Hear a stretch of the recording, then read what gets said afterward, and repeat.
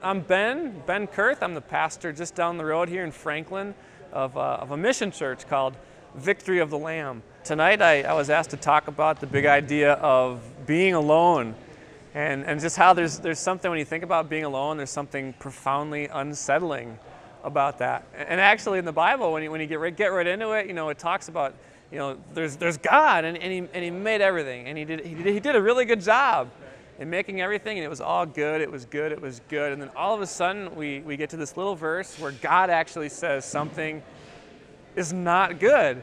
And it makes you kind of think about that. God says it's not good for the man to be alone. Like there's just something not quite right about being all alone. So we just unpacked that, and in our discussion groups, everybody got to get together and just explore that idea, times when you felt profoundly alone.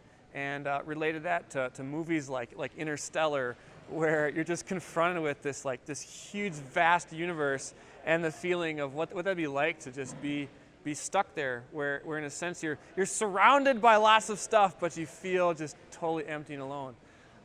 The good news to that, though, we talked about is there's this awesome truth in the Bible that God sets the lonely in families.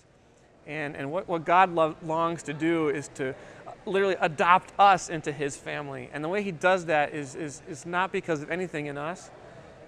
He just chooses to love us. And he sent his son Jesus into this world to be the God who's not just distant off in the cosmos somewhere, but in our world as one of us, so that we would know that we are loved, and through what Jesus did on the cross, that we are forgiven, and we can be part of God's family. When we're baptized, he literally puts his name on us, promises us an inheritance in heaven, and he promises that wherever we go, no matter what we face in life, he's going to be with us.